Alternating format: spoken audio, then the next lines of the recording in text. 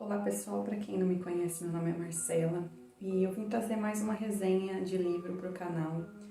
Dessa vez diferente do que eu tenho feito, porque eu tenho postado resenhas referentes a livros de autoajuda, espiritualidade. E dessa vez eu queria conversar com vocês a respeito de um livro que é suspense, tem um pouco de terror, né? Uma literatura que é baseada em fatos reais que aconteceram nos Estados Unidos na década de 60. E eu vou falar também da história real do que aconteceu com uma garota chamada Sylvia Likens depois da resenha do livro. O livro é esse aqui, A Garota da Casa ao Lado, do autor americano Jack Ketchum. É um livro bem interessante, ele conta com a resenha não, o prólogo, né? É uma espécie de resenha do Stephen King, que é bem interessante. Eu gosto muito do Stephen King, então para quem gosta também, ter a recomendação dele é bem legal.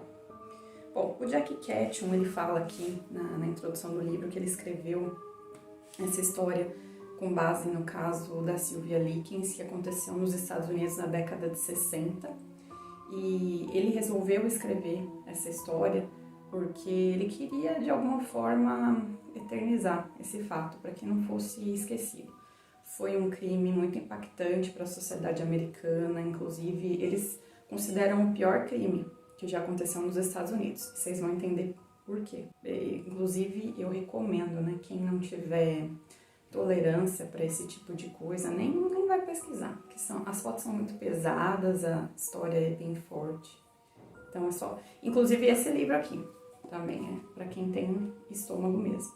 Eu sou uma profissional de saúde há muitos anos, então já vi muitas coisas na minha vida profissional, então para mim foi um pouco mais fácil de digerir, mas foi um livro que eu tive que ler assim a conta-gotas. Eu não consegui ler tudo de uma vez. Então vamos falar da história do livro, do que o Jack Ketchum conta aqui.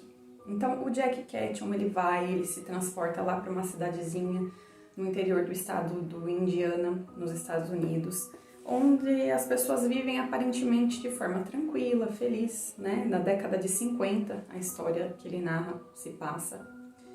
E aí ele fala da vizinhança lá do David. David é o narrador dele da história, é um narrador em primeira pessoa.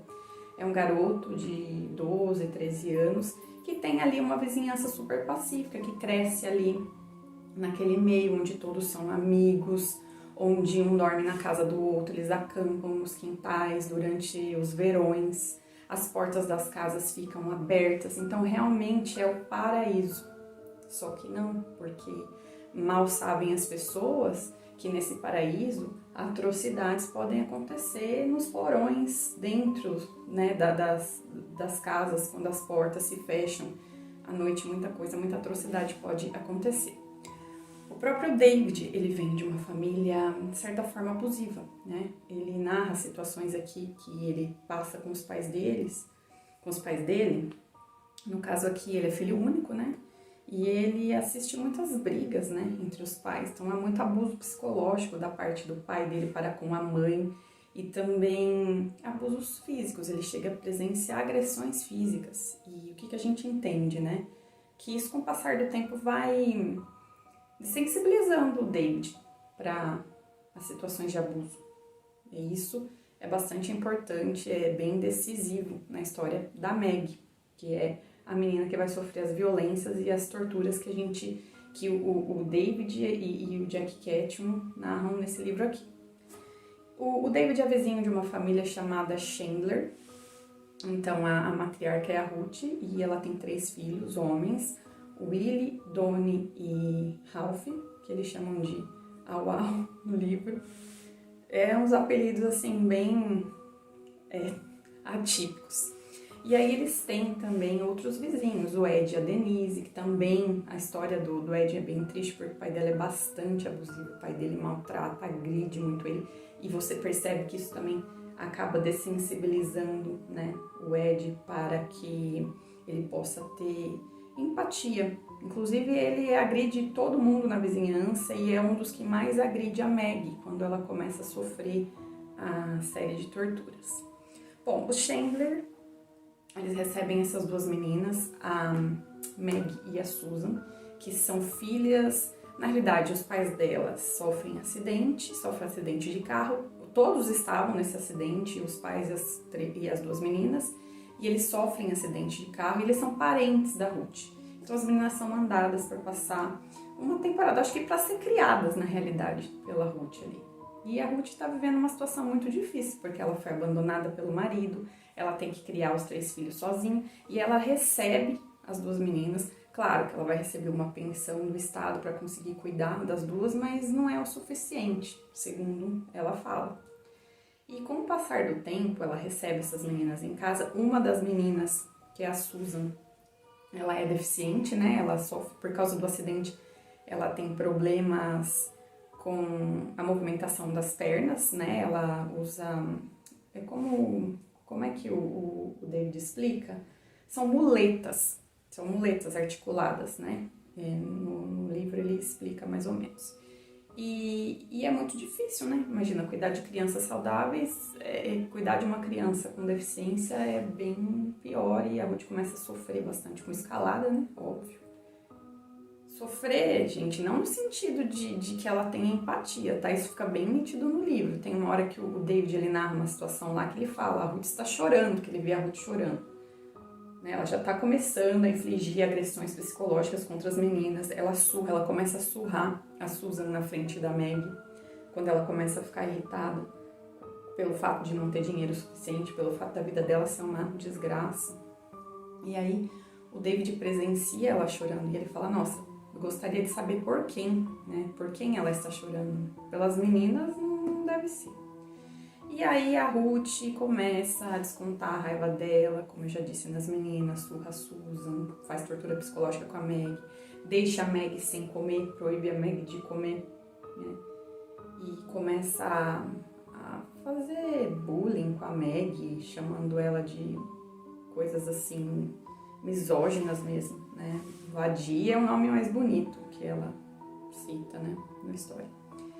E, bom, a gente sabe que os sociopatas, os psicopatas, porque é nítido que a Ruth, ela é psicopata. A gente não tem como um ser humano que tem isso aqui de empatia fazer com a Meg ou estimular que os outros façam com a Meg o que a Ruth fez. É impossível. Se você tem 1/10 de empatia, você não consegue.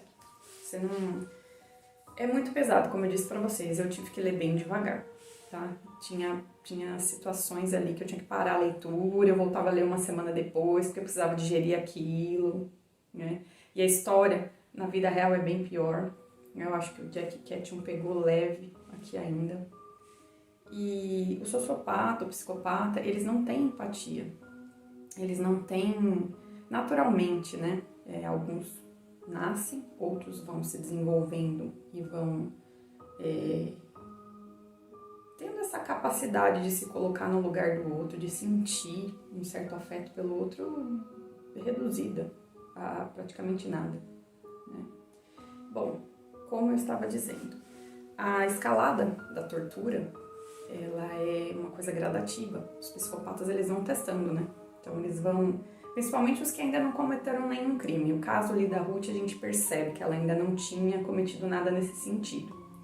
Então a escalada começa com uma violência psicológica, então abusos verbais.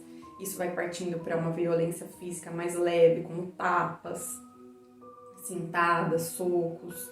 E aí começa a partir para tortura. Então, em determinado momento, a Ruth vai lá e pede para os meninos trancarem a Meg no porão que eles têm, né, um porão sujo. E os meninos obedecem e os meninos começam a participar das torturas. Então, eles amarram a Meg, eles queimam a Meg com cigarro. Eu não vou falar de tudo, porque eu acho que não é nem possível falar aqui. Os psicopatas, eles escalam na tortura psicológica e na tortura física. E a tortura física começa a virar uma tortura, assim, absurda. Coisas absurdas. Até que ela chega a um ponto de pedir para os meninos riscarem no corpo da Meg a frase com uma agulha, né, quente. A Meg já completamente destruída, né, fisicamente. A Maggie, eles queimam o rosto da Maggie, enchem o tanque lá com água fervendo, enfiam a cabeça da Maggie dentro. Aí eles escrevem no corpo da Maggie com agulha quente e o fodo me fode. Não, na história da vida real é diferente, é uma outra frase que eles escrevem. E, gente, essa escalada, eu pensei aqui, né? Pensei muitas vezes comigo, como é que a Maggie e como é que a Sylvia, na vida real, conseguiram sobreviver durante muito tempo, tanta tortura. E o David assiste isso. Inclusive, o David sente raiva da Maggie em alguns momentos, porque, poxa, como que ela não faz nada? Até que, num dado momento, ele tá na casa dele à noite e como parece que vem, não sei de onde, uma empatia, e ele começa a chorar pela Maggie e ele decide ajudar ela. Ele decide ajudar, ele tenta ajudar ela a fugir, não dá certo. Ele deixa uma porta dos fundos da casa aberta lá pra ela fugir, ela foge, mas ela volta porque ela pensa na irmã. E aí as torturas se intensificam. Como eu disse, eu não vou falar tudo aqui, vocês leiam o livro se vocês tiverem interesse. E o David novamente tenta lutar em favor da Maggie, ele é trancado junto com a Maggie e com a Susan no porão, aí ele faz uma fogueira lá para tentar chamar a atenção do pessoal, para se desvencilhar, para tentar fugir. Eu sei que no final a Maggie não sobrevive, gente, isso aí é óbvio, tá? Não é spoiler, porque é óbvio. E o final, a polícia consegue chegar até o local, os pais do David também, e vocês, se quiserem saber mais aprofundado do que aconteceu, leiam o livro, tá bom? Está aqui o meu convite para que vocês leiam A Garota da Casa ao Lado. É um livro que vai fazer assim a gente parar de enxergar o mundo com uma lente cor-de-rosa, porque a gente precisa entender que Jesus fala, né, nas Escrituras, que ele nos envia como cordeiros por meio de lobos e que a gente deve ser prudente, como a serpente. Então, quando Jesus fala que a gente tem que ser bom, que a gente tem que dar outra face, existem pessoas que têm condições de evoluir, de melhorar. Existem pessoas que têm condição de progredir através de uma segunda chance, mas tem gente que não. O tipo de pessoa, de ser humano que faz as torturas, que executa as torturas que a Ruth executou aqui, esse tipo de ser humano tem que ficar engaiolado, enjaulado pro resto da vida, gente. Desculpa, esse é meu ponto de vista, tá? Vamos falar então sobre a Sylvia Likens. A Sylvia Likens foi a garota que sofreu essas torturas na vida real. A Sylvia Likens era uma americana, uma adolescente. Ela tinha uma irmã também, como na história do livro. E ela foi deixada pelos seus pais na casa da Gertrude Barnezewski, se não me engano, é essa a pronúncia, tá? Bom, os pais da Sylvia, eles eram artistas circenses e eles viajavam muito pelo país todo, né, pelos Estados Unidos, e elas tinham que ficar mudando de escola toda hora, e ali elas se adaptaram bem naquela vizinhança lá na cidadezinha do Indiana. E aí os pais resolveram deixá-las com a Gertrude, que era uma vizinha que aparentemente parecia ser uma pessoa bacana. Eles não conferiram, eles não foram entrar lá pra ver, né? E deixaram as meninas com a Gertrude e prometeram enviar $20 por mês para custeio das despesas. $20, gente, naquela época era um dinheiro razoável, tá? Para custear as meninas. Isso aconteceu mais ou menos na década de 60. E eles foram embora, e aí as meninas ficaram lá e adivinha o que aconteceu, né? A dona Gertrude não aguentou o rojão, o dinheiro da família da Sylvia, dos Likens, parou de chegar. E aí ela começou a torturar a menina psicologicamente. A filha dela, a Paula, que era a filha mais velha, começou a compliciar a mãe e torturar também a menina, fazer uma campanha de difamação contra ela na escola. E aí eles trancaram a Sylvia no porão, torturaram muito a Sylvia, né? Estupraram. No livro também tem um contexto de estupro, né? Inclusive a a Ruth, ela assiste os estupros. Gente, é bizarro, é bizarro. E aí você fala, não, mas é ficção, não. O que dói mais nesse livro é isso que aconteceu. Tá? Enfim, voltando ao que eu estava falando. Essa menina, Silvia, ela passa, acho que por mais ou menos 60 dias de tortura, até que ela não sucumbe, porque ela fica sem comer, sem beber água, sem dormir, ela é queimada, ela é estuprada, ela é agredida, eles riscam na barriga dela a frase, eu sou uma prostituta e eu tenho orgulho disso, com lâmina quente. Eles estupram a menina com garrafa de Coca-Cola, gente, pra vocês terem uma noção. Ela fica com incontinência urinária em virtude das agressões que ela sofre. E a menina vem a falecer, a polícia encontra o corpo dela no porão. E a partir disso, eles passam a conduzir investigações, né, contra a família Barnes-Debski ali, sobretudo a Gertrude. Foi bastante impactante na minha vida, essa leitura. E só reforçou mais o que eu penso dessa gente, desse tipo de gente que faz esse tipo de coisa, tá? Eu convido a todos que leiam o livro, tem resenha lá no blog, pesquisem um pouco mais sobre a história e não vamos deixar que essa história seja esquecida. Tem filme a respeito também da história, que se eu não me engano é um crime americano, que ele foi protagonizado pela Ellen Page. Eu não assisti, porque eu li o livro, prefiro ler, não é mesmo? Não sei se é uma versão tão legal. Legal não, né, gente? Pelo amor de Deus. Não sei se é uma versão tão interessante quanto o livro. Mas a gente não pode esquecer essas histórias. A gente não pode deixar essas histórias tristes morrerem. Porque a gente não pode deixar que essas histórias se repitam. Tá bom? Então é isso. Fica aqui a minha dica de leitura. Fica aqui a recomendação para que vocês deem uma passadinha também lá no blog, ou então assistam um filme, quem não tiver tempo para ler o livro todo, tem um filme também. Um abraço a todos, muito obrigada e até a próxima!